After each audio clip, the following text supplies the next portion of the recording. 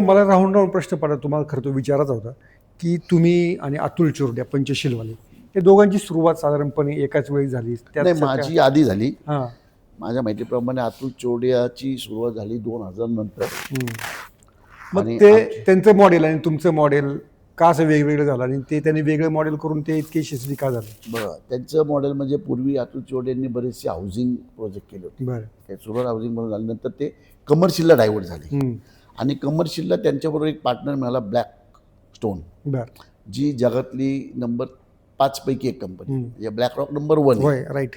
10 trillion त्यांचं valuation. बरोबर. जास्त आहे, 10 ट्रिलियनपेक्षा जास्त आहे. 10 ट्रिलियन बरं. म्हणजे आता मी कालच बरं. बघितलं, 10 ट्रिलियन त्यांचं स्वतःचं आहे.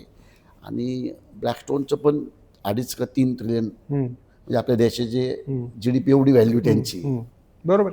तर तसा पार्टनर त्याला मिळाला आपल्या अतुल चोरडियांना. आणि अतुल चोरडियाच्या घरात 4 ते 5 भाऊ आहेत एकत्र.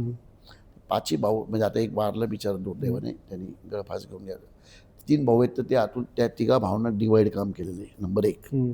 आणि त्यांना ज्या जमिनी मिळाल्या माननीय शरद पवारांच्या कृपेने, अतुल चोरड्यांची पुण्यातली जी पहिली कामं असतील, मग तुम्ही सेनापती बापट रोडचं JW मॅरिटचं हॉटेल घ्या, तुमचं एरोड्यातली एक प्रॉपर्टी घ्या, इऑन घ्या, हे सगळ्या गव्हर्नमेंटच्या जागा शरद पवारांच्या मदतीने योग्य प्रकारे, म्हणजे असं नाही की त्याच्यामध्ये काही फ्रॉड झाला वगैरे, तो एक बूस्टर मिळाला त्याला.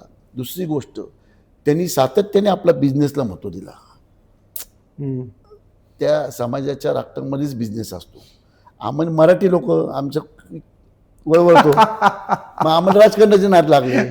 आम्ही राजकारणामध्ये गेलो, 10 वर्ष वाया गेले. ते 10 वर्ष जर वाया नसते गेले आमचे, तर आज आम्ही डबल असतो. जमीन जेवढ्या होत्या माझ्याकडे स्वतःचे. बरोबर. पण मग आता आपण म्हणतो ठीक आहे, चला त्यातून आपण भाजीपाला विकत होतो. अतुल चोरड्याचे वडील खूप मोठे बिझनेसमॅन होते. त्यांच्या वडिलांचं हॉटेल पंचशील म्हणून हॉटेल पण होते चिंचवडला. म्हणजे अतुल चोरड्याचे वडील माझे चांगले मित्र होते. अतुल चोरडे माझा चांगला मित्र आहे. त्यांचे कष्ट, म्हणजे वडिलांचे पण खूप कष्ट. एक बाहेरून पुण्यात आलेली फॅमिलीनी हॉटेल टाकलं. त्या हॉटेलवर ते स्वतः दिवसभर बसायचे. मी स्वतः डोळ्यात बघितलं, चिंचवडला हॉटेल होतं त्यांचं. माझं पण चिंचवडला साईट होती रिअल इस्टेटमध्ये. म्हणजे पहिला प्रोजेक्ट चिंचवडला आमचा, त्यांच्या हॉटेलपासून 1 किलोमीटर. तर मी पाहायचो आहे, फॅमिलीला पहिल्यापासून मी ओळखतो खूप. बरोबर. अतुल चोरड्याच्या वडिलांनी पहिलं लोन मला दिलं. अच्छा. रुपी बँकेत डायरेक्टर होते ते. माझं पहिलं घर बांधायला त्यांनी लोन दिलं. बरं बरं बरं. ओके. म्हणजे मी अशा परिस्थितीत, तुमच्यावर पण राजकीय आशीर्वाद होतेच की, तुम्ही का मग पुढे राजकीय आशीर्वाद मध्ये आमच्याकडे राजकीय आशीर्वाद नाही असं नाही, नव्हते असं नाही, पण आम्ही त्यातलं कमर्शियल मधनं कधी कन्वर्ट करून नाही घेतलं स्वतःला. हे आशीर्वाद आहेत, आजही आशीर्वाद आहेत. पण मी कधी कुठली जमीन, आधी सर्व पहिलं एक जमीन आम्ही घेतली गव्हर्नमेंटची, PWDCने, असं नाही. पण त्याच्यानंतर मी शासनाचे ते मागं पुढं पडणं, त्या जमीन मी बाहेर पडलो की नको आपण स्वतःची जमीन घेऊ. आणि आमचा पहिल्यापासून 86 पासून माझा पहिला प्रोजेक्ट आम्ही घेतला, तो स्वतः विकत घेऊनच केला. असं काही नाही की.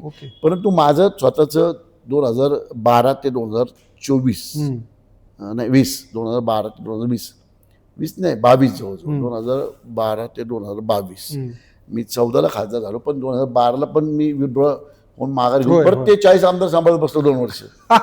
म्हणजे मी ते 12 ते 22 10 वर्ष उमेदीचं वय, जे माझं उमेदीचं वय म्हणजे किती होतं बघा ना, 12ला माझं वय होतं 33 आणि 34 45 ते 55 हे बरोबर एक परिपक्वतेचं वय होतं. तुम्हाला सगळं कळलेलं होतं. आपल्या शासनामध्ये 40 पासून प्रमोशन होतं, 40 45 50 55 हे उमेदीचं वय आणि अनुभवातलं वय.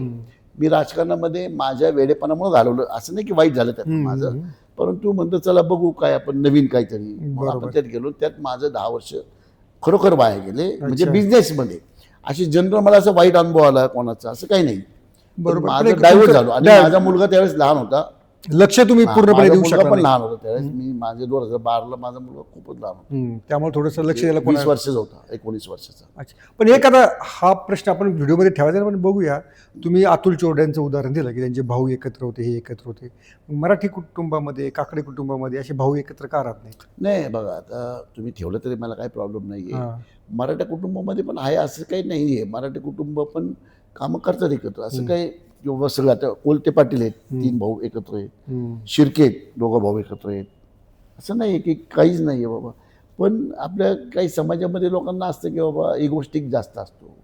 आपण एकामेकाला सांभाळण्यापेक्षा आपले इगो जास्त मोठा असतो, असं नाही. आणि हे आत्ताचं नाही, आणि हे मराठ्यांमध्ये नाही, प्रत्येक समाजामध्ये म्हणजे आता म्हणजे असं काही नाही की इतिहासापासून असं आहे. ओके. दोन भाऊ खूप प्रेमाने पण राहतात हम्म. आणि वेगळे झालं तर खूप वाईट पण वागतात. म्हणजे हे पूर्वीपासूनचा इतिहास आहे. आणि तुमच्या दोघां भावांमध्ये काही सेटलमेंट होऊ शकत नाही का? नाही, आमच्यात भांडणं नाही आहे. बरं. आमच्या दोघा भावांमध्ये भांडणं बिलकुल नाही आहे. काहीच म्हणजे 1,00,000% भांडणं नाही.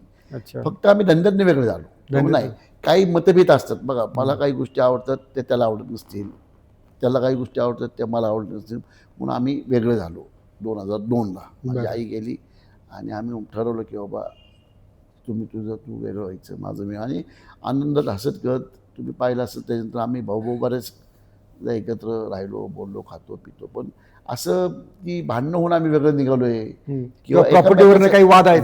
नाही नाही, आमच्या प्रॉपर्टीचं काही माझं संबंध होतं. हे जे काही उभं केलं ते आमच्या भावानेच केलं होतं. मी त्याच्याकडे कामाला होतो. बरं. अच्छा, तुम्ही तुमच्या भावाकडे मी का माझ्या भावाकडे कामाला होतो. मला त्यांनी नेलं या लाईनमध्ये, रिअल इस्टेटमध्ये.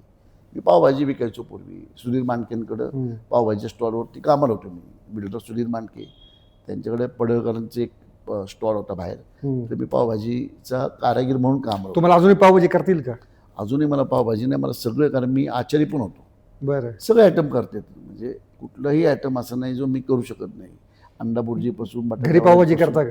हां, करतो. म्हणजे मूड आला की करतो. बायकोला वाटलं करायचं करतो. पण आमच्या दोन भावांमध्ये असं काही असं वितृष्ट नाही. वितृष्ट. म्हणजे काही मध्ये खूप भांडणं असतात, हां. पण आमच्यात तसं काहीच नाही. ओके. सोशल मीडियाच्या भाऊ गर्दीत विश्वासार्हतेने चकाकणारे नाव म्हणजे लेट्सअप मराठी. नाही, सगळ्यांना, सगळ्या नागरिकांना ती स्पीच, ती right लेट्सअप वरील मुलाखती म्हणजे विचारांचा खजिना. त्यानंतरच्या निवडणुकीमध्ये मला सोडून गेले. बातम्या केवळ वस्तुस्थिती सांगणाऱ्या, न प्रोपगंडा, फक्त जनतेचा अजेंडा. डायलॉग्स है क्योंकि आने वाला कल जाने वाला है, जाने वाला कल आने वाला है. राजकारण, मनोरंजन असो की क्रीडा क्षेत्र, महाराष्ट्राची स्पंदने संवेदनशीलतेने टिपणारे माध्यम म्हणजे लेट्सअप मराठी. जगासोबत एक पाऊल पुढे राहण्यासाठी लेट्सअपचे ॲप, सोशल मीडिया आणि वेबसाईट सोबत कनेक्टेड रहा.